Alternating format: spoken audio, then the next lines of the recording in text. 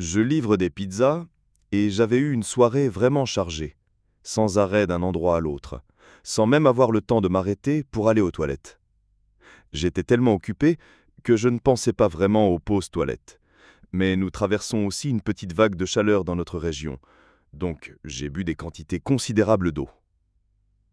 Tout à coup, alors que je conduisais vers cette livraison en particulier, l'envie de faire pipi m'a frappé. Comme si les choses étaient passées de 0 à 60 en un instant. Heureusement, j'étais près du client, donc je pensais pouvoir régler ça rapidement. Du moins, c'est ce que je pensais. Je me suis garé devant la maison, un endroit où j'avais déjà livré, donc j'ai immédiatement remarqué que quelque chose n'allait pas. Toutes les lumières étaient éteintes dans la maison. Pas même la lueur d'une télévision ou quoi que ce soit. Cela se voyait encore plus parce que le lampadaire le plus proche de la porte était hors service. Et pour couronner le tout, le quartier était silencieux. C'est une grande zone universitaire, et évidemment, il n'y a pas beaucoup d'étudiants locataires en juillet, mais il devait y avoir au moins une personne, parce que quelqu'un avait commandé cette pizza. Peut-être qu'ils aimaient juste s'asseoir dans le noir, ou qu'ils étaient dans le jardin à l'arrière, peu importe. Je ne voulais juste pas sortir de ma voiture et frapper à une maison silencieuse en pleine nuit, vers 21h30, sans d'abord vérifier que j'avais la bonne adresse et que le client était à l'intérieur. Il faisait une chaleur étouffante cette nuit-là, même après le coucher de soleil. La clim de ma voiture est une blague, et les pizzas brûlantes n'aident pas beaucoup. Donc, j'essaie d'ouvrir la portière le moins possible pour garder l'air frais. J'ai appelé le numéro fourni par le client, et la voix à l'autre bout, un peu brusque et essoufflée, a dit « Oui ». J'ai essayé de rester clair et concis. « Salut, c'est votre pizza, mais il ne semble y avoir personne à la maison ». Et le client a répondu, toujours à bout de souffle, « Oui, je ne suis pas chez moi ». À ce moment-là, j'avais tellement besoin d'uriner que j'étais beaucoup moins patient que d'habitude avec un client dès le départ. Eh bien, dans ce cas, nous allons devoir annuler la commande, parce que je suis arrivé dans la fenêtre de livraison indiquée et que vous deviez payer en espèces, donc je ne sais pas quoi vous dire. Planifiez mieux la prochaine fois. J'ai immédiatement regretté d'avoir laissé ma vessie parler pour moi, car la voix à l'autre bout est devenue plus claire.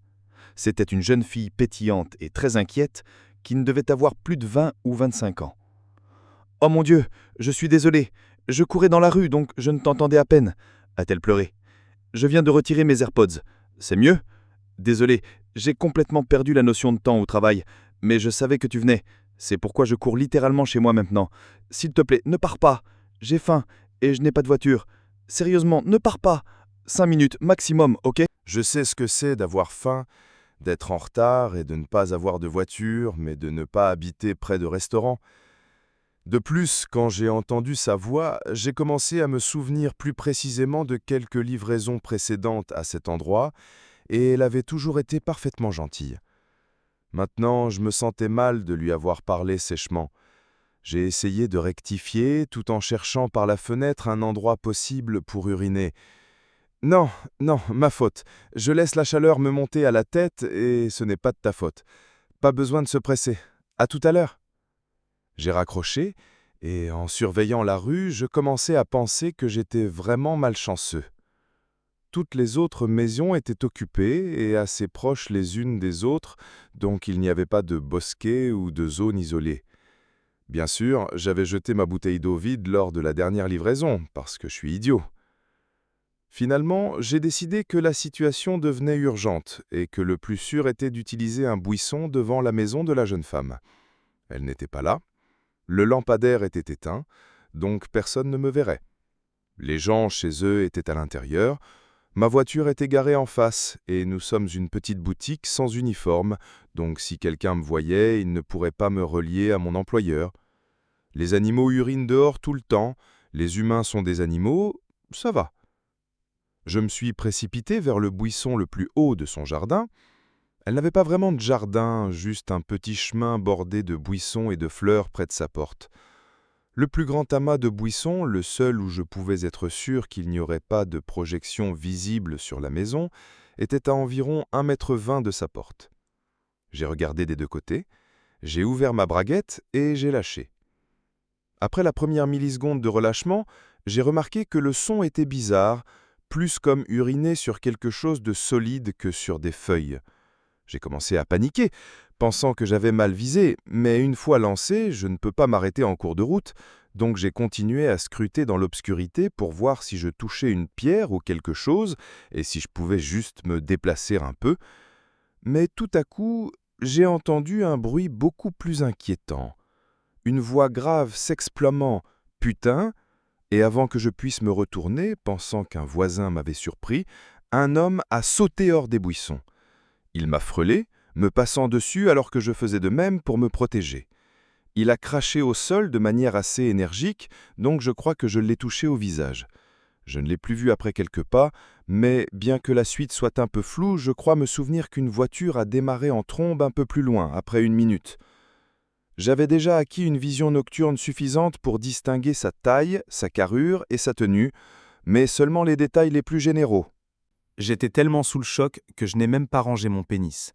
Je suis resté là, essayant de comprendre ce qui venait de se passer. La réalité était tellement terrifiante que mon esprit refusait de l'accepter et cherchait impulsivement une explication raisonnable pour que tout aille bien. Je me suis dit, ces buissons mènent-ils à une arrière-cour et semblaient juste collés à la maison, ou cachaient-ils une fenêtre ouverte? Ma voix intérieure criait désespérément, « Mec, cet homme portait un hoodie par 30 degrés, c'était un mauvais gars, tu es dans une situation dangereuse. » Mais l'idée même que j'étais à quelques centimètres d'un gars caché dans des buissons devant la maison d'une jeune femme la nuit n'était pas quelque chose que j'étais prêt à affronter. Je faisais semblant de ne pas m'inquiéter. Ma réponse « combat ou fuite » a totalement échoué, car mon idiot de cerveau a fait exactement la dernière chose à faire, et je me suis approché des buissons pour vérifier cette théorie. Il devait y avoir une bonne raison pour un homme en hoodie derrière ces buissons au milieu de la nuit. Je me suis donc avancé sur le côté, j'ai allumé la lampe de mon téléphone et j'ai essayé de regarder derrière les buissons. Petit conseil, aussi effrayant que quelque chose paraisse dans le noir, le voir avec un faisceau de lampe peut parfois rendre les choses encore pires. C'est là que j'ai vu le sac. Il y avait un sac en cordon usé derrière les buissons, légèrement éclaboussé d'urine. Mais j'étais tellement abasourdi par le choc que je l'ai saisi en pensant « Voilà, ça expliquait pourquoi il était là. » Ça expliquait tout. Une fois ouvert, j'ai vu un couteau tranchant, un rouleau de ruban adhésif et une bouteille de pilule. Les illusions se sont officiellement dissipées et toute l'adrénaline, les endorphines et l'instinct de survie refoulé se sont déclenchés 10 fois plus fort. Je suis devenu l'opposé total de stupide, plus concentré que jamais, avec un seul objectif, retourner à ma voiture. J'ai lâché le sac, traversé la rue en courant, monté dans ma voiture et appuyé à fond avant même que la porte ne soit complètement fermée. J'ai filé aussi loin et vite que possible jusqu'à un feu rouge, puis je me suis garé sur le côté, réalisant que je ne devrais plus conduire dans mon état.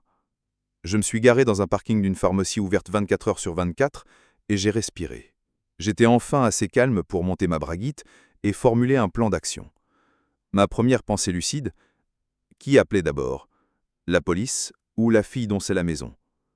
J'y réfléchis 10 secondes, qui ont paru 1 heure, et j'ai décidé, ok, je suis dans ma voiture verrouillée avec le moteur en marche, si un problème survient, je peux m'enfuir, je sais que quelque chose ne va pas, elle ne le sait peut-être pas, elle doit savoir de ne pas continuer dans cette direction.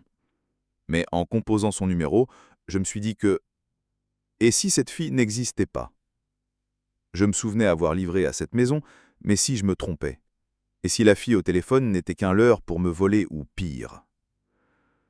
Tous les livreurs de pizza ont vu le documentaire Evil Genius, donc je me suis dit « elle m'a appelé, essoufflé, elle n'était pas là. Tout est bizarre, pas de risque, je commence par la police. » J'ai appelé le 911.